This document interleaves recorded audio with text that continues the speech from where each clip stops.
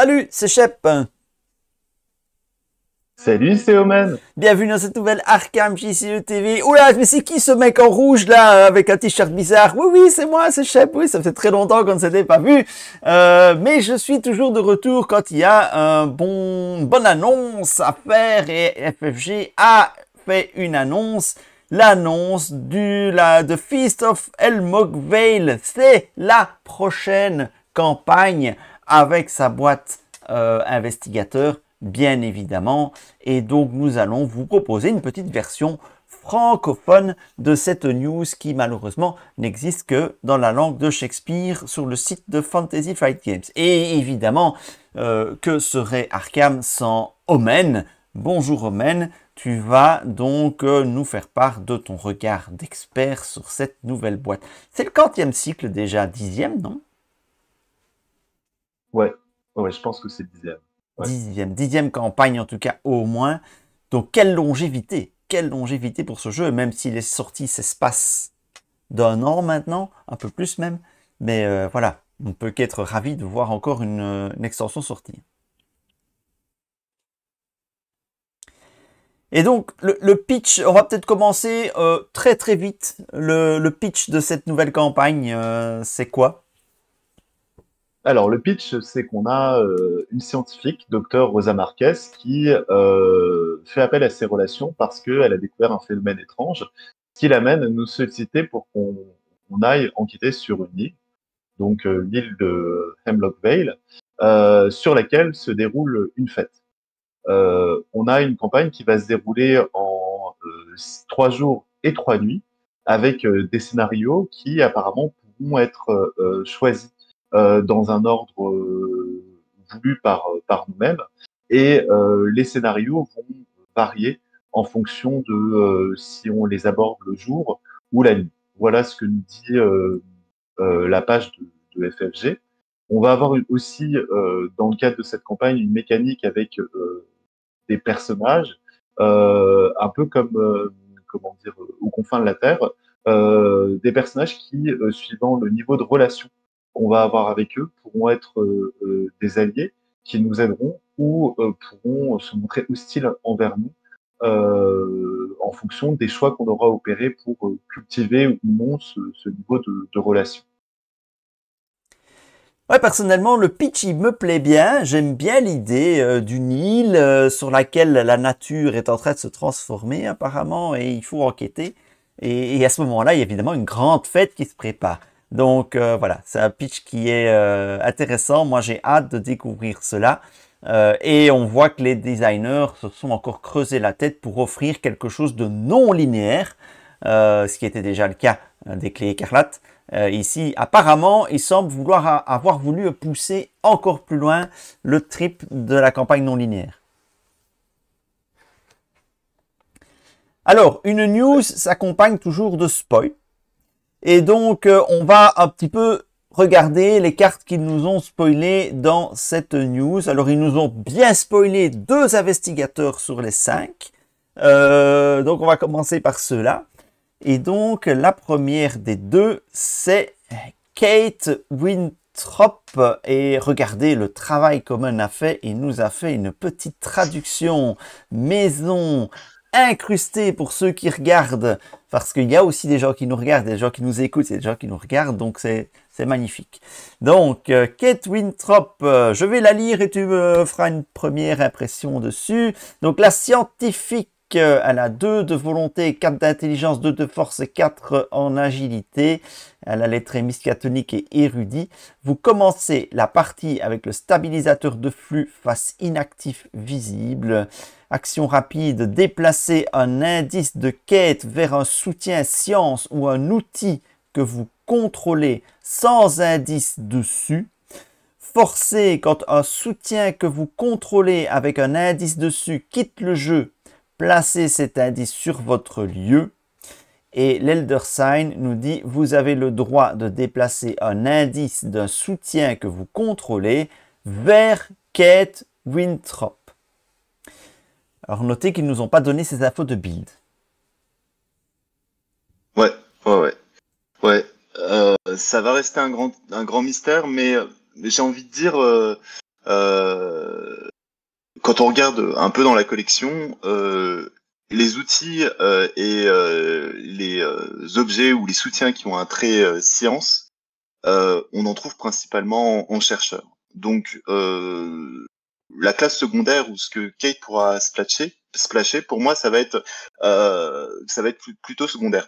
On a une investigatrice qui a quand même un schéma statistique assez sympa, qui est assez proche de celui d'Ursula, enfin, du moins assez sympa en chercheur, puisqu'on voit elle a 4 d'intelligence. Bon, ça, c'est relativement classique, mais elle a aussi 4 d'agilité, ce qui signifie qu'elle va pouvoir aussi un peu se débrouiller avec les ennemis. Ce sera pas une demoiselle en détresse.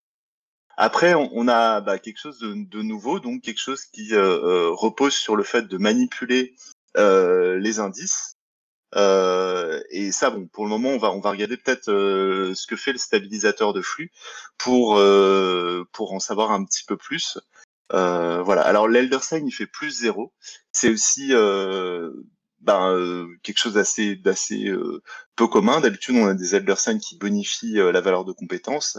Là, c'est un 0, donc ça signifie que Kate, va pas avoir beaucoup de modificateurs positifs dans le Chaos Bag.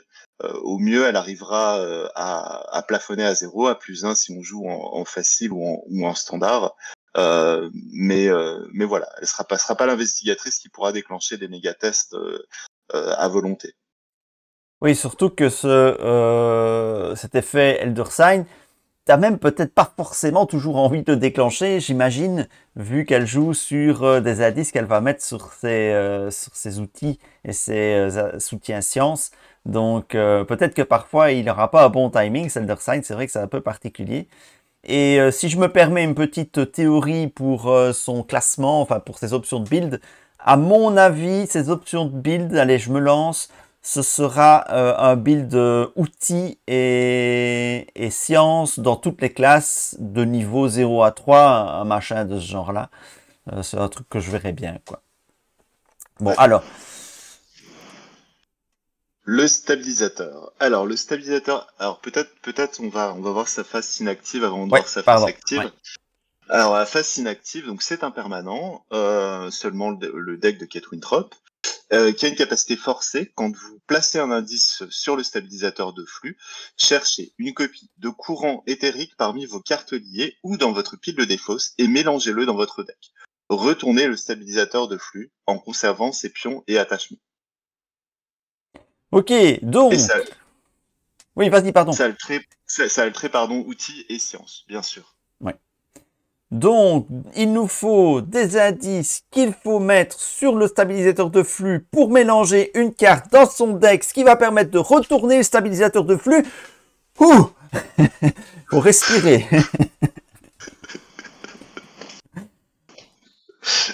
Du coup, on va voir la face active ou le courant éthérique. Oh bah tiens, on se fait un petit coup de la face active. Je pense qu'elle est elle est assez simple. Donc la face active, qu'est-ce qu'elle fait en réaction quand vous placez un indice sur un soutien que vous contrôlez, vous gagnez plus 2 à votre valeur de compétence lors du prochain test que vous effectuez à cette phase. Est-ce la même énergie que celle employée par Nikola Tesla? Ah, ouais. Oui, et notez que c'est une réaction qui n'est pas limitée, donc ça se cumule. Si jamais tu arrives à mettre 2 indices, tu auras plus 4 à ton prochain test, 3 indices, tu auras plus 6 à ton prochain test, et ainsi de suite. Donc, il y a peut-être une option de faire de temps en temps un méga test, mais bon, voilà, on n'a pas encore assez d'infos pour pouvoir l'affirmer, mais c'est cumulatif en tout cas. Ok. Donc, elle va obtenir ses boosts en plaçant ses indices sur des soutiens. Et donc, évidemment, ces indices, ils ne seront plus disponibles pour être dépensés à ce moment-là. Donc, il faudra, j'imagine, à un moment donné ou l'autre, les rapatrier sur Kate. Alors, sur ce point-là, moi, j'étais parti sur cette idée avec, du coup, une mécanique qui se grippe par le stockage des indices sur les soutiens. Et l'un des designers du jeu, Ducaris, a posté un message disant que les indices pouvaient être dépensés depuis les soutiens de Kate. Donc on a quand même quelque chose qui se fluidifie. Après, moi, je me suis dit, enfin, ma première réaction, ça a été une réaction un peu de vieux joueur, un peu aigri. Le power level est de plus en plus important, le jeu est déséquilibré, c'est bientôt la fin d'Horror Arkham, c'est machin, machin, machin. Et finalement, quand on regarde sa capacité et qu'on la compare avec Mark Harrigan, qui est sorti dans le cycle de Carcosa, on n'a pas quelque chose qui est dans le résultat si différent que ça. Mais dans la fluidité, il va quand même falloir découvrir l'indice, il va quand même falloir le placer sur un soutien, il va falloir avoir suffisamment de soutiens qui peuvent accueillir des indices. Je suis pas certain que Kate, elle puisse abuser tant que ça de sa capa, en comparaison avec Marc qui lui pioche quand il subit un dégât et qui peut, dès lors qu'il a suffisamment de soins, utiliser sa capacité de manière plus ou moins illimitée. C'est un peu le sentiment que j'ai eu aussi de me dire en lisant un peu ce qui est dévoilé sur Kate, ben c'est pas pété. Voilà, ça n'a pas l'air d'être un truc overpété comme on a pu en voir par le passé, sans être injouable non plus. Ça suscite la curiosité, tiens, de voir un petit peu comment ça tourne. Et c'est pas plus mal de revenir peut-être à des choses un peu moins, un peu moins qui explosent tout.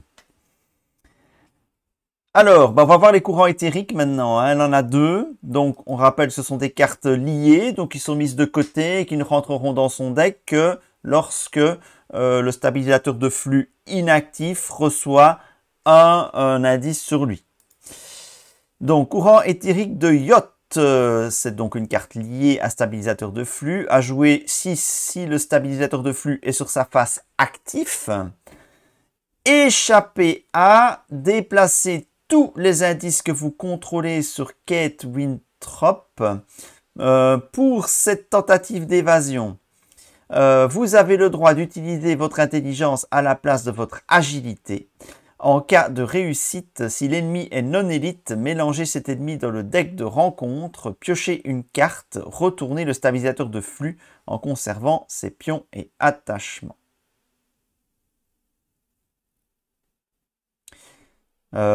Oui, attends, c'est déplacer tous les indices sur des soutiens que vous contrôlez vers Kate Winthrop. Ouais. Donc c'est le moyen de relancer un peu sa capacité dès lors qu'elle aura stocké, dès lors qu'elle aura saturé chacun de ses soutiens d'indices. Grâce à ces courants éthériques, elle pourra se relancer un petit coup. Alors pour moi, c'est quand même, ça interroge déjà la complexité du personnage parce qu'on est quand même sur quelque chose qui est trucoïde, où il y a beaucoup de texte. Moi, bon courage aux traducteurs parce que on a une carte qui en anglais est déjà saturée de texte, en sachant que notre langue est plus riche en caractères. Je sais pas qu'est-ce que ça va donner. Et puis, c'est quand même une mécanique qui, il faut un peu de temps pour la comprendre. Je l'ai expliqué à un autre joueur qui n'avait pas vu la news. Et voilà, il faut un peu s'accrocher. Après, bon, ce qui est bien, c'est que je dirais, c'est suffisamment, comment dire, circonstanciel, limité. Il faut qu'elle la pioche, il faut qu'elle trouve un ennemi pour la déclencher, pour justifier en fait de l'équilibrage de Kate. C'est-à-dire elle va pas abuser de son stabilisateur de flux. Elle va avoir une capacité qui va quand même relativement lui permettre d'un côté de se relancer et puis d'un autre côté de pas pouvoir le faire à chaque round. Ouais, mais comme tu dis, ça fait un peu complexe. J'ai pas envie d'utiliser le terme usine à gaz parce que c'est un petit peu péjoratif, mais ça paraît quand même assez complexe. Voilà, il faudra bien comprendre sa mécanique, bien l'appréhender pour bien l'exploiter. Donc c'est pas du tout un investigateur no-brain que nous avons là. Et alors le deuxième courant éthérique, c'est le courant éthérique Yugot, donc lié à stabilisateur de flux. de nouveau jouable seulement si stabilisateur de flux sur sa face actif. Et ici, c'est combattre. Déplacer tous les indices que vous contrôlez sur le soutien sur Kate Winthrop. Pour cette attaque, vous avez le droit d'utiliser votre intelligence à la place de votre force. Ça, c'est pas mal par contre. En cas de réussite, si l'ennemi est non élite, vous avez le droit de l'incliner et de le déplacer vers n'importe quel lieu. Piochez une carte, retournez le stabilisateur de flux. Ouais, c'est quand même assez fort. La précédente, c'était fort aussi. On s'est pas trop attardé sur l'effet en lui-même, qui renvoyait dans le deck de rencontre un ennemi. Et ici, ça l'incline et ça l'envoie où tu veux. C'est quand même relativement fort, quoi. C'est assez sympa dans Perdu dans le temps et l'espace, où il y a des connexions unilatérales qui se créent, où on peut totalement stocker un ennemi dans un endroit qui l'empêchera de nous rejoindre. Ouais, moi je les trouve très sympa. Alors c'est des capacités qui permettent pas de se débarrasser réellement des ennemis. Ça génère pas des points de victoire, sauf si Kate arrive à faire le dernier point de dégâts avec le courant Yugot. Mais en même temps, c'est des capacités qui lui permettent de les gérer d'une autre manière, de s'en débarrasser temporairement. Alors, quand on joue en solo, remélangé dans le deck rencontre, ça peut être équivalent à s'en débarrasser. Quand on joue en multi, du moins, ça nous permet de temporiser suffisamment l'ennemi. Et puis, la capacité de Yugot est aussi sympa dans ce sens-là. Surtout si on a affaire à un ennemi qui n'est pas chasseur. Surtout, effectivement. Voilà, donc voilà pour ce qui est de la mécanique en elle-même de Kate. Alors, ils nous ont évidemment dévoilé sa faiblesse. On va peut-être jeter un œil sur sa faiblesse. Vas-y, à toi l'honneur. Alors, expérience ratée. Donc, c'est une bévue. Révélation. Tester la volonté à 3. Ce test gagne +1 en difficulté pour chaque soutien que vous contrôlez avec un indice dessus. En cas d'échec, pour chaque point manquant, vous devez soit prendre une horreur, soit placer un indice sur votre lieu.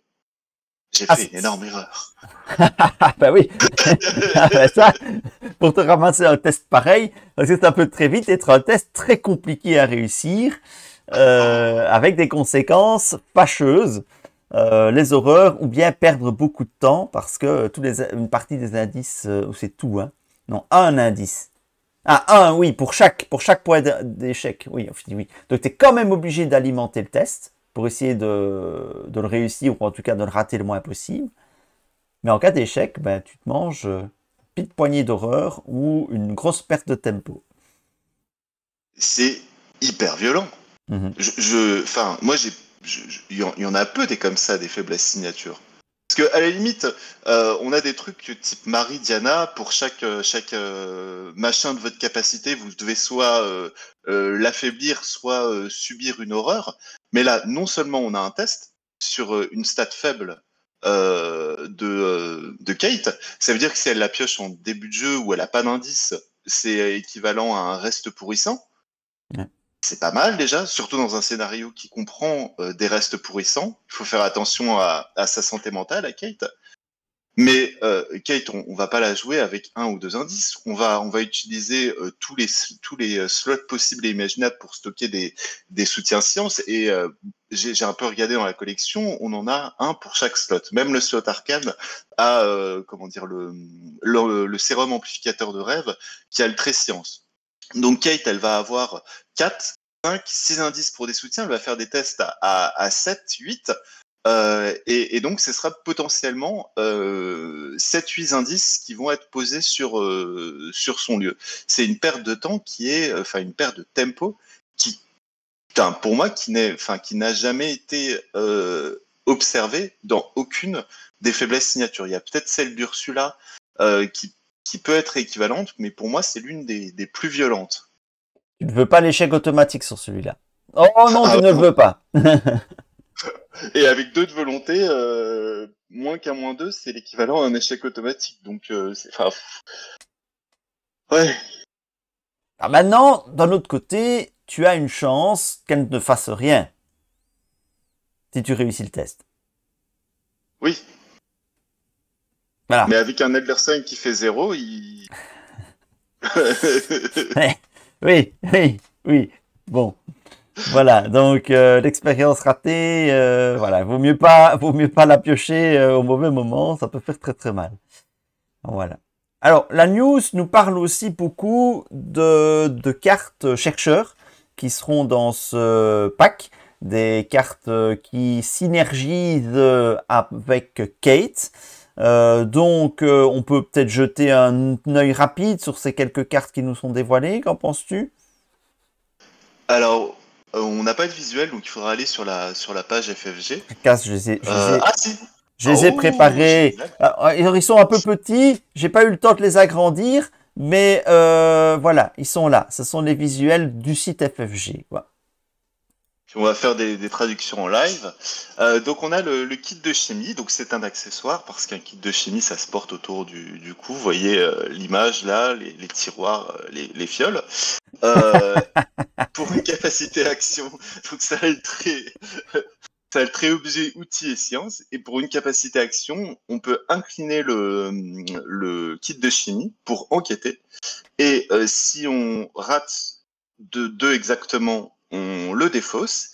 Si on réussit de 0 exactement, on gagne de ressources. Si on réussit de 2 exactement, on pioche une carte. Et si on réussit de 4 exactement, on découvre un indice supplémentaire dans notre lieu. Voilà, c'est une petite loterie. Toutes les possibilités ne sont pas prises en compte, c'est juste les succès pairs. Mais alors, on pourrait se dire, ouais, c'est un peu gadget, machin. Mais d'un autre côté, l'action pour investiguer, tu l'as fait quand même quand tu fais une investigation de base. Donc, en gros, ça te coûte pas grand-chose. Si tu as un slot pour mettre ça, bah, mets-le. Enfin, voilà. Maintenant, est-ce qu'il n'y a pas meilleur candidat? C'est toujours la question qu'on peut se poser. Mais pourquoi pas? J'aime bien l'idée. J'aime bien l'idée de, tu vas faire ton action d'investigation et si tu réussis d'un nom pair, tu as un effet bonus qui se coule. C'est assez rigolo. C'est fun, en tout cas. Ouais. Ouais, et puis à 0 XP, le slot accessoire chercheur est pas non plus très saturé de soutien, donc ça rentre. Ouais, moi j'aime bien. Alors, le suivant, je vais te le laisser lire aussi parce que il faut que je fasse une petite manip technique sur mon caméscope. Voilà, le microscope. Alors le microscope. Donc le microscope, c'est aussi un objet qui a le trait outil et science et qui a une réaction après qu'un ennemi dans votre lieu ait échappé ou avec succès ou vaincu. Inclinez le microscope, placez une ressource dessus en tant que preuve. Darrell. Donc pour 2 actions, il y a une capacité enquêter. Vous gagnez +1 en intelligence pour cette enquête pour chaque preuve sur le microscope, pour un maximum de +3. Si vous réussissez, en cas de réussite, vous pouvez dépenser jusqu'à 2 preuves pour découvrir autant d'indices dans votre lieu. Autant d'indices supplémentaires dans votre lieu. Pour 2 actions. Donc pour 2 actions, tu peux gagner 3 indices. 3 indices. Voilà, donc un gain de tempo non négligeable. Mais qui prend du temps à être mis en place. Voilà. Ouais. Comme d'habitude, hein, le nombre d'indices, 3 indices, va rendre cette carte bien plus puissante en multijoueur, d'autant plus il y a d'indices sur les lieux, mieux c'est. Alors, la suivante. Ah, je l'aime bien, lui. J'aime beaucoup. Docteur Charles West 3. C'est un soutien allié qui coûte 3. Il a les traits alliés science, il a une icône d'intelligence, une icône de force. Vous avez un slot de main supplémentaire qui ne peut être utilisé que pour contenir un soutien outil. Réaction, après que vous avez investigué avec succès d'un montant exactement 1 ou 3, inclinez le docteur Charles West 3 pour infliger un dégât à un ennemi dans votre lieu. Il a 1 point de vie, 2 points de santé mentale. Mais quand tu vois l'illustration, tu te demandes vraiment s'il a 2 points de santé mentale ou s'il est à -2. Le mec, il est là. On dirait qu'il va entamer son repas de poulpe. C'est ça, je l'invite pas samedi soir chez moi, lui. Alors, c'est un allié qui a le tri-science, donc je pense que ça peut être assez sympa pour Kate. Il donne un slot de main en plus, donc oui, il a pas de bonus, mais à la limite, le slot de main en plus, on peut l'utiliser pour mettre une loupe ou un appareil photo à souffler. Donc on peut totalement compenser son absence de bonus par un outil qui nous redonne ce bonus.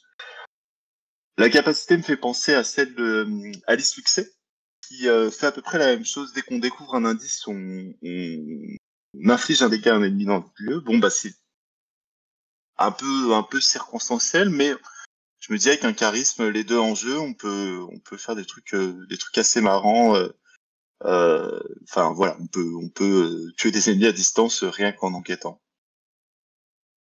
Ouais, et ils ont eu le bon goût aussi de faire que le montant de succès ici soit impair, ce qui est complémentaire avec le kit de chimiste là que l'on a vu juste avant. Allez, ils nous en dévoilent encore, vas-y. Alors Ravenous Mycoid, non identifié, donc c'est une créature qui a le trait monstre, flore et science, limite de 1 par deck. Pour une action, cherchez dans vos cartes liées pour Uncanny Growth et ajoutez-le à votre main. Pour une action, si Ravenous Mycoid a 3 croissances ou plus sur elle, déplacez toutes les croissances vers votre réserve de ressources en tant que ressource et inscrivez dans votre carnet de campagne que vous avez classifié une nouvelle espèce.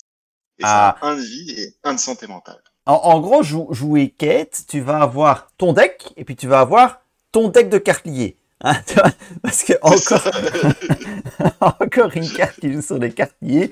Et je crois qu'on ne peut juger cette carte que si on regarde ce qu'est Uncanny Growth, parce que sinon, bah, c'est un petit peu évaluer un chat dans un sac. Et donc, le Uncanny Growth, c'est un événement qui coûte 1, qui a les traits intuition, je crois, insight et science. C'est lié à Ravenous Myconid. Et ça a une action d'investigation. Après que ce test a été résolu, placez une ressource sur Ravenous Myconid en tant que croissance pour chaque point que vous avez réussi le test. Mettez de côté hors jeu Uncanny Growth. Si vous avez échoué, renvoyez Uncanny Growth dans votre main. Voilà. Donc on sait maintenant. Ouais, donc on est sur la mécanique des cartes étudiées. Voilà, on verra ce que ça donne avec les versions XP. C'est un peu cher en action, je trouve. Ouais, faut voir ce que ça va faire, évidemment. Hein, c'est toujours comme d'habitude, on ne sait pas ce que ça va faire une fois XP, donc on verra. Voilà, et il y en a encore une. Il y en a encore une qui a été dévoilée. Vas-y. Alors, Well-Funded. Alors, tant que vous contrôlez un soutien science ou outil, Well-Funded gagne une icône libre. Tant que vous contrôlez 3 ou plus soutien science ou outil, Well-Funded gagne 2 icônes libres à la place. Voilà, donc une compétence totalement dans le build de Kate, évidemment, qui va accumuler les soutiens, outils et sciences. Alors, notez que c'est le rêve de tout chercheur. Well-Funded. Hein, donc, voilà, ouais. Tous les chercheurs qui nous regardent se reconnaîtront là. Alors, eh bien maintenant, on va passer au deuxième investigateur qui se sont amusés à bien nous dévoiler. Et celui-là, il est très, très, très intéressant. C'est Hank Samson. Alors, Hank Samson, il nous dit quoi? Il nous dit, donc c'est l'ouvrier agricole, il est assistant et veilleur, il a 3 de volonté, 1 d'intelligence. Je ne veux pas faire une parenthèse polémique, mais il faut quand même reconnaître qu'FFG entretient le stéréotype de l'ouvrier agricole qui a rien du tout, dans la cervelle. D'intelligence. Allez, FFG. Allez, s'il vous plaît. On fait un gros bisou à tous les agriculteurs. Voilà. Bon, voilà. Donc 5 de force et 3 d'agilité. Alors, les dégâts ou horreurs infligés à vos alliés ou aux investigateurs dans votre lieu peuvent vous être assignés. Alors, réaction.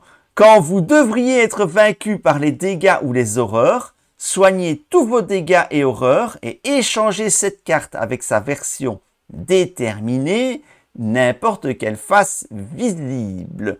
Alors, le monsieur, il a 5 points de vie et 5 points de santé mentale, ce qui est inférieur à la moyenne. 1. On peut lui infliger les dégâts, mais il a moins de points de vie et moins de santé mentale que les autres. Oui, mais il y a la face déterminée. Et puis l'Elder Sign, plus 1. C'est net. Bon, on va un petit peu regarder les autres faces, mais déjà là, comme ça, on pourrait déjà commenter. Enfin, moi, je suis un grand fan de la classe chercheur, hein, et de la classe survivant. Oh là, je raconte des conneries. La classe survivant, je monte mon t-shirt et je dis chercheur. De la classe survivant, et rien que ça me vend du rêve de le jouer. Je veux le jouer, ce gars, sans avoir dévoilé ce qui vient derrière. Ouais, les stats sont sympas, hein. 3 en volonté, 3 en agilité, 5 en force. On a 2 stats défensives plutôt correctes et une stat, on va dire entre guillemets offensive qui est très importante. Donc ouais, non, le schéma stat est sympa. Et puis voyons ce que ce Hank nous réserve dès lors qu'on lui a assigné tous les dégâts et toute la misère possible du monde pour le vaincre. Voilà, j'aime beaucoup cette mécanique donc d'un investigateur qui va évoluer en cours de partie. Alors, ouais, je te laisse l'assistant. Alors, l'assistant, il a un schéma statistique qui a changé. Il a 3 en volonté, toujours, mais 3 en intelligence, 4 en force et 4 en agilité. Alors, il a une restriction, vous ne pouvez pas être soigné. Toujours, les dégâts et ou horreurs infligés à vos alliés ou aux investigateurs dans votre lieu peuvent vous être assignés. Une réaction, quand une ou plusieurs horreurs sont placées sur vous, piochez une carte, et un Elder Sign, plus 1. Déplacez une horreur de Hank Samson vers un soutien que vous contrôlez. Donc on ne peut pas C'est le soigner. obligatoire. Ouais, on ne peut pas le soigner, mais on peut indirectement le soigner en déplaçant les horreurs qui sont sur lui sur un soutien qu'on contrôle. Donc en gros, c'est un peu l'inverse de sa capacité de base. J'aime bien. Moi, j'aime bien. Ça fait penser à Tommy Muldoon. Alors moi je me fais une réflexion. Alors vu que la capacité on n'a pas le choix, en gros tu as Jessica Hyde avec cette version qui est en jeu, qui a 1 point de santé mentale. Tu pioches un Elder Sign, tu rases ta Jessica dès le départ. Voilà. Va falloir mettre du Peter Sylvestre alors. Hein. Ouais. Là, il y a moyen de faire des trucs rigolos. Moi je crois qu'il y a moyen de faire des trucs rigolos avec lui. Et alors, le veilleur, ça dit quoi? Alors, le veilleur, il est encore plus what the fuck. Donc, sa statline devient 4 de volonté, 1 d'intelligence, 6 de force, 3 d'agilité, 6 de force, quoi. Donc, vous ne pouvez pas être soigné, c'est la même chose. Les dégâts ou les horreurs infligés à vos alliés ou aux investigateurs dans votre lieu peuvent être assignés à Hank Samson. Donc, ça vaut aussi pour les copains qui seraient dans le même lieu que toi, hein, l'air de rien. Et quand un ou plusieurs dégâts sont placés sur vous, gagnez 2 ressources. Ça, c'est une réaction. Et alors, l'Elder Sign, on se doute de ce que ça fait. Plus 1, déplacer un dégât de Hank Samson vers un soutien que vous contrôlez. 6 points de vie, 4 points de santé mentale. Eh ben. 6. 6. C'est le premier, hein. 6. C'est le premier, ouais. Bon, naturellement, moi j'ai envie de dire que la version veilleur est beaucoup plus intéressante. Enfin, gagner 1 point de stat forte plutôt qu'en perdre 1, personnellement, enfin, si j'ai le choix entre les deux, j'aurais plutôt tendance à aller systématiquement vers la version veilleur. Mais bon. Mais disons que il y a quand même quelque chose d'intéressant avec Hank Samson, c'est que je crois que tu peux aussi te dire que tu vas choisir l'aspect qui va convenir le mieux au danger du scénario. Ouais. Et ça, c'est sympa. Ouais. Oh, ouais. Alors, ben oui, voilà. Donc, c'est du survivant, donc c'est beaucoup plus simple. Ça sera pas simple à jouer, mais je veux dire en termes de capa, c'est beaucoup moins recherché que le chercheur. Hein. Et au niveau de cartes qui vont avec lui, on a quand même Vaillant, qui est sa signature. Alors, c'est à toi. Donc Vaillant, c'est un événement qui a le trait esprit, qui coûte 2, qui a 3 icônes. Donc deck de Hans Samson uniquement. Rapide à jouer quand vous engagez un ennemi non élite, déplacé jusqu'à 2 dégâts et ou horreur de Hank Samson vers cet ennemi en tant que dégâts. Tout le monde est le héros de quelqu'un. Ça c'est cool comme effet. Franchement, c'est super plaisant quoi. Allez, boum, 2 dégâts directs et ça te soigne. La fête. Ouais, on avait déjà Mark Harrigan qui faisait ça avec une de ses cartes signature, mais là c'est 2 dégâts, ouais, c'est énorme. Le gars il one shot un ennemi en rapide, en soignant. Voilà, en soi. Dit comme ça, c'est totalement pété. Mais voilà. Et donc, il a sa signature, sa faiblesse aussi qui nous est dévoilée.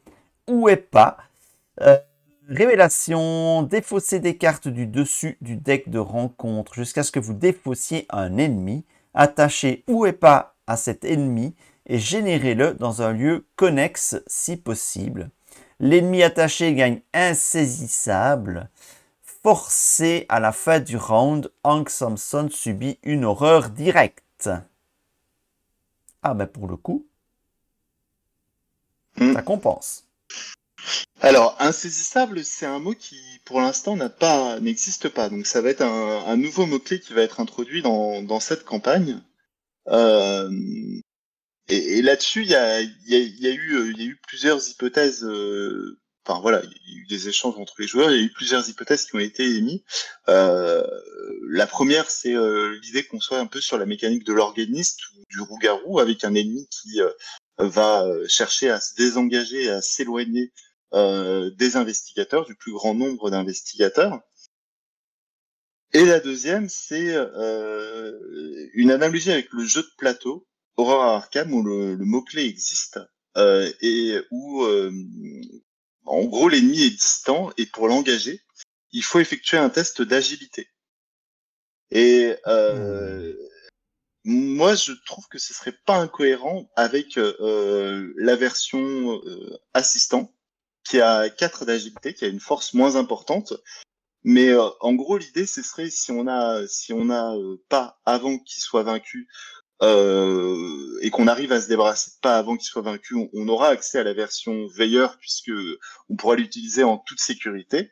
Mais si on n'a pas après qu'il soit vaincu, on a plutôt intérêt à prendre la version assistant, qui permettra de mieux gérer les horreurs et qui permettra aussi de mieux gérer le côté insaisissable.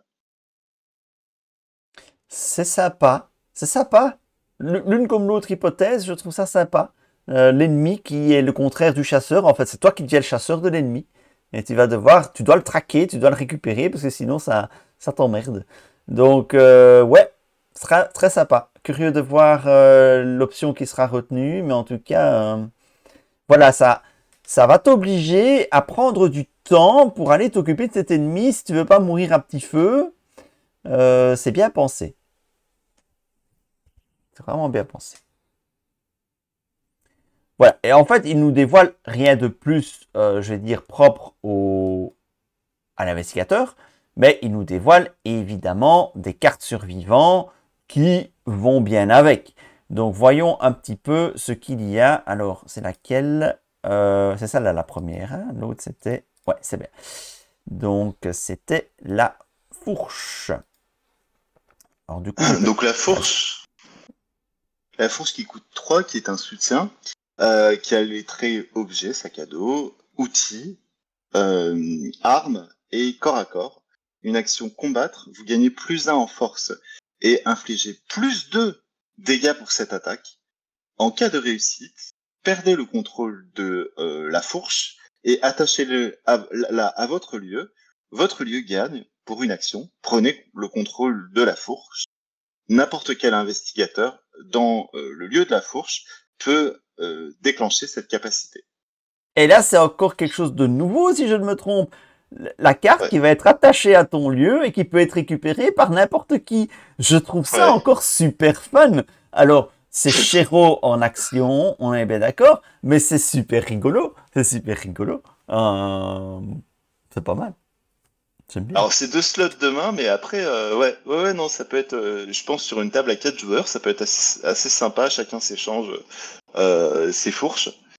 Après, je trouve que pour une arme 0 XP, faire 2 dégâts pour une action, 3 dégâts, pardon, pour 2 actions, c'est pas non plus dégueulasse. On a beaucoup de campagnes où on a des ennemis qui ont un nombre impair de points de vie.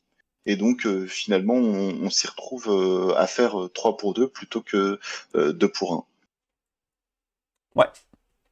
Oui, donc sympa. Card design sympa et sans doute très utilisable. Alors, ensuite, nous avons long shot, lancer de loin, tir de loin. C'est une compétence qui a le trait entraîné. Vous pouvez commit. Attribuer, voilà, je cherchais le mot pour Arkham. Vous pouvez attribuer Longshot à un test de combat ou d'évasion contre un ennemi dans votre lieu ou un lieu connexe. Si ce test est réussi, infligez un dégât à cet ennemi.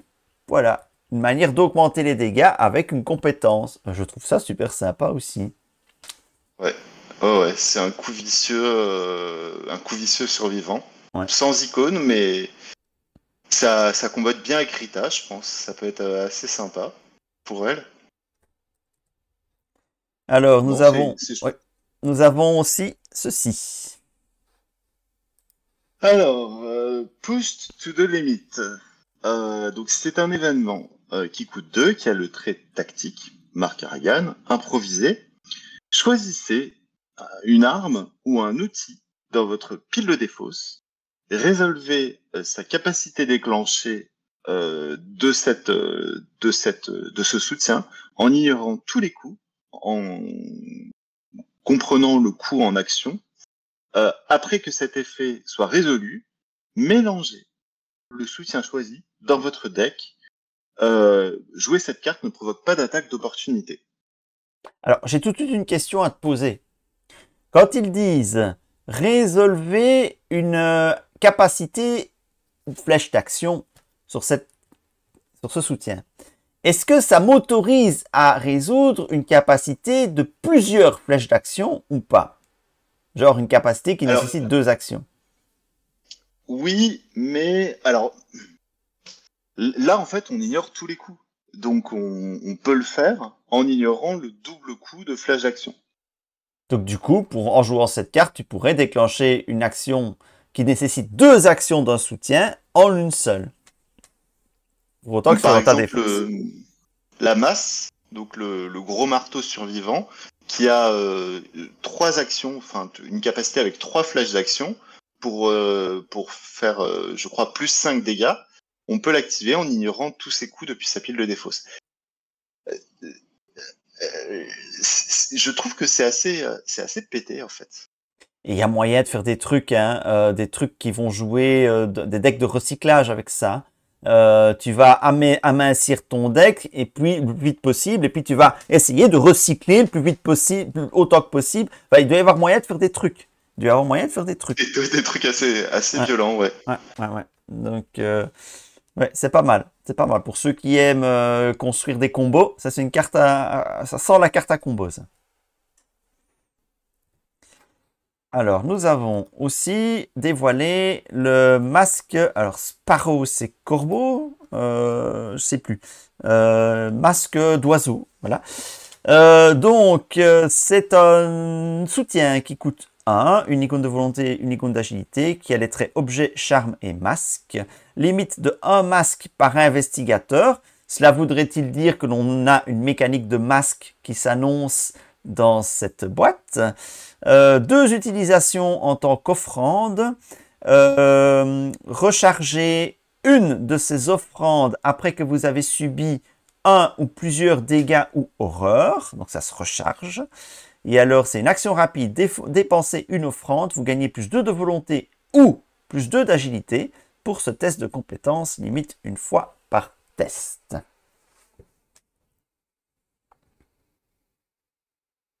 C'est énorme. Et à mon avis, tous les masques vont jouer sur la même mécanique, mais en changeant les stats boostés et non, même pas forcément les conditions pour remplir. Peut-être les conditions pour remplir aussi, pour recharger. Mais ça s'annonce prometteur. C'est énorme, plus 2. Ouais. Plus 2, c'est pour une carte 0 XP, c'est... Enfin, c'est dingue. Plus Et 2, ça se recharge. Et ça se recharge. Voilà, ça se recharge. Bon, tu vas devoir prendre des dégâts ou des horreurs, mais ça se recharge. Donc, ouais, c'est pas comme si la classe survivant avait des soutiens qui s'auto-soignent, quoi. Je veux dire, c'est juste, c'est un petit peu comme si, je sais pas, le masque chercheur, c'est après que vous enquêtiez, recharger le masque des chercheurs. C'est dingue, quoi. Je pense à Agnès qui prend une horreur et qui inflige un dégât à un ennemi et qui en plus gagne plus 2, enfin gagne un plus 2 qu'elle peut sauvegarder sur son masque et qu'elle peut réemployer plus tard. Ah, c'est... Ok. Du coup, on se dit, est-ce qu'il y a des masques dans toutes les classes et qu'est-ce qu'ils vont faire? C'est la grande question. Moi, je me dis, est-ce qu'il y a pas un loup derrière ces masques, quoi? Est-ce que c'est vraiment... Enfin, est-ce qu'ils nous ont pas teasé un masque pour nous dire, waouh, le power level, et puis on va avoir une règle, si vous piochez un masque, vous perdez -1 à votre plus forte statistique, par exemple. Ah oui, c'est vrai qu'on ne sait pas. Bon, ils ont peut-être prévu un truc de ce genre. Ça, nous verrons. Alors, nous avons Wrong Place, Right Time, mauvais endroit, bon moment. J'aime bien le titre de la carte. C'est un événement gratuit, une icône de volonté, une icône d'agilité, une icône libre qui a les traits esprit. Oh, c'est pour Calvin ça. Double. En tant que coût supplémentaire pour jouer cette carte, dépenser une action. Ok, donc ça te coûte 2 actions. Alors, qu'est-ce que tu as pour 2 actions? Déplacer jusqu'à 5 dégâts et ou horreurs de votre investigateur vers des soutiens contrôlés par des investigateurs dans votre lieu. Pour chaque soutien détruit par cet effet, piochez une carte. Retirez cette carte, donc retirez mauvais endroit, bon moment de la partie. Bon, évidemment, c'est une carte pour Hank Samson, c'est clair. Mais moi, quand je la vois, je pense aussi à Tommy Muldoon, qui, quand il vend des soutiens, gagne des ressources ou recharge son arme signature. Ouais. Ça, c'est une carte pour Tommy Muldoon. Ah non, c'est très fort. Après, c'est cher en action. Je suis pas sûr qu'en solo, ce soit très rentable. Mais en multiplayer, avec un combattant, quand il n'y a pas d'ennemis, on peut et en même temps, ça fait piocher. Donc on peut... Pour 2 actions... Pour 2 actions, tu te soignes de 5 et tu peux piocher potentiellement plusieurs cartes. Ouais. C'est un build. C'est pas dégueulasse. C'est un build. Il y a moyen de faire rendre ça très rentable dans un build spécifique, j'imagine. Et nous allons montrer une dernière. C'est ceci. Stall for Time. Alors j'avais regardé. Stall for Time, ça doit être... Ah, je sais plus. Donc ça a le trait tactique et ruse. Discussion. Choisissez un ennemi dans votre lieu et testez la volonté de X quand X est la valeur de combat ou d'évasion de l'ennemi, n'importe laquelle étant la plus basse, enfin la valeur la plus basse parmi la valeur de combat ou d'évasion. En cas de réussite, inclinez l'ennemi choisi. mais vous désengagez pas de lui. Si cet ennemi est non élite, il ne se redresse pas durant la prochaine phase d'entretien. En cas d'échec, retournez Stall for Time dans votre main. C'est rigolo, je trouve, de garder l'ennemi avec toi. En fait, tu l'as charmé. Hein, c'est fluff avec l'illustration. J'ai oublié le nom de l'investigatrice qui joue du violon. C'est Patrice, voilà, Patrice. Qui charme avec son violon l'ennemi et qui l'emmène avec elle et l'ennemi pendant 2 combats. Il tapera pas, si j'ai bien compris. Il tapera pas cette fois-ci et il tapera pas la fois suivante. Donc, c'est pas mal, c'est rigolo. Ça gère pas les ennemis, ça les tue pas, mais ça te fait gagner du tempo et le temps de te préparer pour le vaincre. Enfin bref, j'aime bien le card design. Ouais. Et moi, ce que j'aime beaucoup, c'est qu'on peut choisir la statistique qui est la plus basse. Donc, par rapport à une évasion classique, ça peut être avantageux. C'est une action de discussion, donc ça combatte avec la tenue élégante. Ouais. Non, c'est pas mal. Et peut-être une bonne raison de sortir la tenue élégante. Hein. Voilà, c'est pas mal. Mais peut-être qu'il y a une autre bonne raison de sortir la tenue élégante. Ah bon? Et là, je fais une transition vers... Alors, j'ai 2 hypothèses. Probablement les personnages alliés de la campagne ou... Non. Des 2 investigateurs qui ont été partiellement spoilés. Les 3. Un des 3. Un des 3, oui. Un des 3, ouais. Alors aide-moi, c'est lequel, parce que je t'avoue, j'ai pas regardé. Alors la truand. La truand, Alessandra Zorzi. Oui, parce que FFG nous a dévoilé une mosaïque avec les 5 investigateurs. Et évidemment, se chevauchent les cartes. Mais notre investigateur Omen, rien ne lui échappe. Il est allé rechercher ses cartes et il est allé retrouver l'information qu'il y avait dessus. Donc on a des informations sur les prochains investigateurs, dont Alessandra Zorzi. Donc Alessandra Zorzi, 3 de volonté, 4 d'intelligence, c'est truand. 3 de volonté, 4 d'intelligence, 2 de force, 4 d'agilité, qui a les traits vagabond et mendiant. C'est ça? Mendiant? Mondain. Non, mondain, pardon. Mondain, pardon, c'est parce que c'est écrit petit et j'ai pas mes lunettes. Mondain. Vous avez le droit d'effectuer une action supplémentaire durant votre tour qui ne peut être que pour discuter. Ah oui, je comprends effectivement. Elder Sign +2. En cas de réussite, choisissez un ennemi non élite dans votre lieu ou dans un lieu connexe révélé. Échappez automatiquement à cet ennemi. 7 points de vie, 7 points de santé mentale. On n'a pas d'autres infos sur l'investigatrice, donc que peux-tu nous en dire à ce stade? Alors moi déjà le schéma statistique est vraiment sympa. On a peu de truands qui arrivent à avoir plus de 2 en volonté. On a Jenny, Kaimani et Sefina.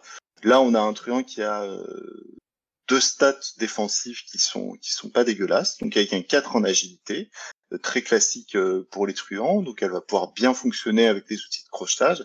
4 en intelligence, c'est aussi pas très commun chez les truands. On a que Trish qui nous réserve ça.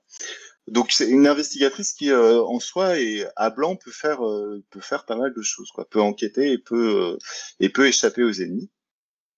L'action discussion, ça va être dépendant du pool de cartes qui va sortir avec ce cycle. Mon petit doigt me dit qu'il va y avoir pas mal de cartes discussion. On en a déjà quelques-unes. Et indépendamment de ça, on a aussi sur chaque campagne au moins un scénario sur lequel il y a des discussions. Alors peut-être exception faite des confins de la Terre où on discute pas trop dans l'Antarctique, mais je pense au dernier roi dans Carcosa, je pense à la disparition de Elina Harper. Enfin voilà, on a sur le cercle brisé aussi, on a beaucoup de discussions. Donc c'est une investigatrice qui, au-delà du pool de cartes joueurs, va avoir son utilité dans beaucoup de campagnes, va avoir une capacité qui va être utile dans beaucoup de campagnes. J'aime une bonne fête. J'aime ce genre de texte fluff. C'est direct et ça situe. Voilà, magnifique. Alors, il y en a deux autres qui nous sont dévoilés. Alors, il y en a, ben, on a tout son texte aussi. C'est Kohaku Narukami. Et je te laisse terminer parce que voilà, j'ai tout donné. Alors, le folkloriste qui a le trait érudit, béni et maudit, au début de votre tour, ajoutez à la réserve du chaos soit un pion béni, soit un pion maudit. Ajoutez le pion qui est minoritaire dans la réserve du chaos. Vous choisissez en cas d'égalité. Ou bien retirez 2 pions bénis et 2 pions maudits pour effectuer une action supplémentaire à votre tour. Plus 2 en cas d'Elder Sign. Ajoutez un pion béni et un pion maudit à la réserve du chaos. Pourquoi ne faisons-nous pas face à l'inconnu avec curiosité plutôt qu'avec peur? Avec une statline de 4 de volonté, 4 d'intelligence, 3 de force et 1 d'agilité. Alors, question que je me pose, retour du béni maudit. Ok, ils vont remettre des planches, donc de jetons béni maudit dans cette boîte. Mais Ouais. si je ne me trompe, béni maudit c'est limité à 10 dans le bag, non? Ouais. Donc, ceux qui ont la collection complète devront laisser cette planche de côté. Voilà. Oui. Voilà. Alors, il va falloir tenir les comptes ici. Important d'en avoir que 10 et de ne pas se faire une grosse réserve, hein, parce qu'il va falloir tenir les comptes de quel type de jeton il y a le plus dans le bag. Parce que ça dépend de ça, la capacité de notre ami Kohaku. Ouais, c'est ça. C'est ça. Ça peut être un peu, comment dire, un peu bloquant. Après, je pense à Sœur Marie et à sa faiblesse signature, qui disait pour chaque pion béni dans la réserve du chaos, soit vous ceci, soit vous cela. Enfin, les comptes, on les tenait déjà, et puis au final, on arrive. Enfin, il suffit d'organiser sa table correctement, mais on arrive, si on fait des petites piles de bénis et de maudits bien organisées, à les faire par déduction des cartes qui sont en dehors de la réserve, des pions qui sont en dehors de la réserve du chaos. Par contre, ce qui va être un petit peu plus casse-pied, c'est pour déclencher sa capa, sa deuxième capa, retirer 2 pions bénis, 2 pions maudits. Va donc falloir vider le bag, retirer les jetons, remplir le bag. Punaise, ouais. FFG, votre jeu il met déjà 45 minutes à être mis en place. Vous auriez pu nous épargner ça. Oh. On avait Mandy déjà qui faisait 3 recherches dans son tour. Alors quand on joue en présentiel, c'est attends, je mélange mon deck. J'imagine une table avec Mandy, Kohaku, hein, tu vois, la partie marathon là, tu vois.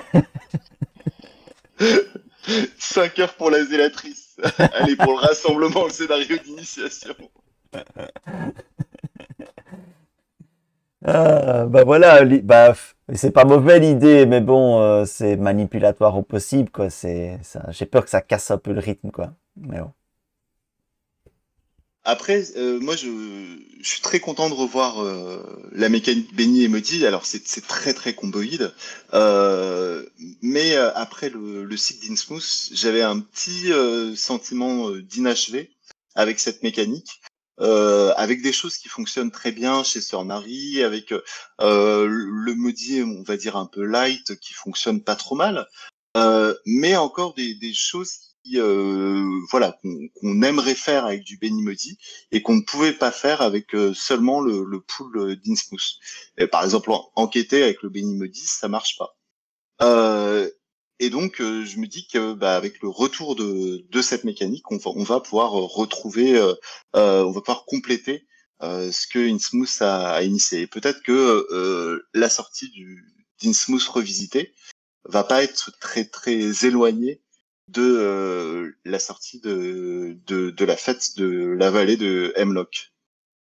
Il y a quand même une autre chose qui m'interpelle avec ce Kohaku, c'est sa statline. Elle est inférieure à la moyenne. Donc il y a forcément quelque part quelque chose qui va compenser ça. Tu vas me dire, il y a Benny Maudit, mais 4, 4, 3, 1, c'est moins, non? 4, 8, 11, 12. Non, c'est pas plus d'habitude. C'est 12 d'habitude? Non, c'est 12, ouais. Ah, ok. C'est 12. Alors, Alessandra Zorzi a 13. On a quelques investigateurs qui ont un de plus. On a Akashi, on a, je crois, Mark Harrigan, et on a Alessandra Zorzi. Mais là, non, il a 12. Il a 12, Ah et puis ouais. il a 12 plutôt pas trop mal répartis parce que, ben, 4 en volonté, 4 en intelligence. Donc, on va avoir un investigateur qui va pouvoir enquêter sans rituel de recherche, qui va pouvoir enquêter à blanc, entre guillemets. 3 de force en mystique, c'est pas non plus dégueulasse. Je pense que il y a des armes mystiques qui peuvent permettre de gérer les 3 de force. Je pense au bâton du dragon. En standard, ça peut bien fonctionner. Un bâton du dragon pour gérer les ennemis. Donc non, je trouve que le schéma statistique globalement lui permet de faire un peu tout. Un en agilité, c'est très bien aussi parce que avec deux on fait pas grand chose. Au moins un en agilité, ça permet de répartir tous ces points de statistiques sur Ouais. d'autres compétences. C'est ça qui m'a un peu perturbé en fait. Le fait de voir une stat très faible, mais pas de stat très forte à côté. Mais c'est parce que c'est bien réparti. Donc effectivement. Et ça va nous donner un mystique qui va pas forcément spammer du sort sans réfléchir aussi. D'avoir une stat line un peu plus répartie comme ça. Donc c'est pas plus mal. Et alors le dernier évidemment, c'est la carte qui était cachée derrière les autres. donc tu as fait ce que tu pouvais. Alors je te laisse nous partager les résultats de tes investigations. Alors donc c'est Wilson Richard, c'est l'homme à tout faire. Il a 3 partout. Voilà. Donc c'est le gardien qui a 3 partout. Je pense que ça va être on va en avoir un dans chaque classe. On a eu Jenny Barnes, on a eu Amina Zidane, on a eu Lola Hayes, et donc on a Wilson Richard. Donc c'est l'homme à tout faire qui a le trait vagable. Je vous laisse déduire la suite. Donc il a une capacité réduisez le premier soutien outil chaque round de. Vous gagnez plus 1 pardon. Test de compétence sur des outils. Plus 0, un soutien outil avec un soutien outil main avec un néga coup imprimé. Il a un Elder Sight de 5 lignes quand même. Le gars. Donc, qu'est-ce qu'on peut y mettre comme hypothèse là-dessus? Qu'il va jouer sur les outils. Ouais. Qui va avoir une réduction de coût sur ses outils et qui va avoir un bonus sur ses tests de compétences effectués sur des outils. Ouais. Et ça c'est chouette. C'est chouette parce que, alors, évidemment, c'est dépendant du pool de cartes auquel il a accès, mais rien que la lampe torche, il enquête à la lampe torche, on considère qu'il a une intelligence de 4.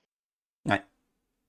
Il combat avec la masse ou avec la tronçonneuse, qui ont le trait outil, on considère qu'il a une force de 3. Donc on a déjà un investigateur qui, s'il arrive à trouver un outil pour chaque compétence, on peut considérer qu'il a 4 partout. Ouais. L'homme à tout faire, on ne peut plus vrai. Ouais. Effectivement. Ça va être un très polyvalent, lui. Ça peut être très sympa. Voilà, voilà. Alors, ils nous ont dévoilé une seule carte de rencontre. Est-ce qu'on la regarde quand même? Parce je trouve qu'il y a un petit truc intéressant dessus. C'est notre fameuse Dr Rosa Marquez, hein, celle qui nous a gentiment appelé pour venir investiguer. Et donc bon voilà, c'est un allié d'histoire. Hein, donc quand vous la contrôlez, vous gagnez plus 1 d'intelligence et plus 1 d'agilité. Et puis il y a une réaction, et c'est ça qui est intéressant. Après que vous avez découvert le dernier indice sur votre lieu, et là 2 points, parenthèse, et 2 symboles. Et ça, c'est le grand mystère de cette carte qu'ils nous dévoilent parce qu'ils ne disent rien, je pense, sur ces symboles. Pour le moment, non. Pour le moment, non. Et quand on va sur la page FFG, on a aussi un visuel de plusieurs autres cartes soutien qui sont empilées les unes sur les autres. Et on va avoir aussi des soutiens d'histoire avec cette mécanique de symbole. Donc probablement, dans le carnet de campagne, à retrouver la combinaison de symboles avec un interlude qui s'ouvre, peut-être le niveau de relation qui s'améliore ou qui se dégrade en fonction de la combinaison de symboles qu'on va déclencher. Ouais. Ça va être de l'interaction avec des PNJ en fait. Donc ça va être rigolo aussi. Ça, c'est sans doute la grande nouveauté, une des grandes nouveautés mécaniques des scénarios, c'est ces interactions avec ces PNJ. Voilà, à voir comment cela va être fait. J'espère que ça ne va pas trop susciter 37 minutes de lecture par symbole. Mais si c'est bien fait, ça peut vraiment être très très sympathique. Voilà, 1 heure pour parler de cette news. Oui, mais Arkham, on sait que c'est extrêmement riche, qu'on ne peut pas faire une news d'Arkham en 10 minutes. Donc voilà, j'espère que vous avez apprécié ce décortiquage en règle de cette news. Oh, il y a fort à parier qu'ils vont revenir d'ici 2 mois avec une nouvelle news en mettant l'accent sur 2 autres investigateurs, ne penses-tu pas? Ouais, ouais, ouais. Alors là, à l'heure actuelle, et c'était pas le cas pour le, comment dire, le précédent cycle, mais au final, on connaît globalement les capacités de chaque investigateur. La grande inconnue, c'est leurs règles de deck building, et je pense que c'est ces règles de deck building qui vont, comment dire, qui vont réellement nous permettre d'apprécier les investigateurs. Je pense par exemple Hank Samson, si dans ses restrictions de deck, il a pas de carte qui soigne, pas Peter et Jessica, et pas de carte qui ignore ou annule, on va avoir voilà une construction de deck qui va être beaucoup plus complexe que l'intégralité du pool survivant qui globalement lui permet de survivre et d'absorber tout ce qu'il a à absorber. Yes. Et je vais terminer cette news par une mauvaise nouvelle. Si vous souhaitiez vous offrir ça sous le sapin, eh ben c'est râpé parce qu'il nous annonce une sortie en janvier et février respectivement pour la boîte investigateur et la boîte campagne. Je trouve que c'est un drôle de timing, janvier-février. Pourquoi ne pas en avoir mis une en décembre? Est-ce que c'est parce qu'ils ne veulent pas faire de l'ombre à leur Star Wars Ultimate Unlimited là qui va sortir, hein, dont je tairai mon avis sur le sujet? C'est bizarre. Pourquoi pas décembre? Ouais, je sais pas. Alors peut-être c'est lié au calendrier des rééditions. On va probablement avoir la réédition des Dévoreurs de rêves qui va sortir. Et peut-être que dans le calendrier, ça devait s'enchaîner comme ça. Moi aussi, je suis déçu. Mon anniversaire est fin novembre. D'habitude, j'ai toujours une boîte à mon anniversaire. Là, non. Voilà. Et ce qui est décevant aussi, c'est qu'on voit que les rééditions avancent. Ça, c'est très bien. Avec les nouvelles boîtes, etc. Mais moi, j'attends toujours des boîtes de rangement pour les 2 cycles qui n'ont pas de boîte, hein, pour lesquels on n'a pas eu le renouveau. Et il semblerait que le renouveau soit un projet définitivement enterré dans des cartons. Et c'est un peu triste aussi, puisque je ne me vois pas racheter une boîte de campagne pour ranger les scénarios qui me manquent, qui sont rangés dans des boîtes à part. Voilà, c'est triste.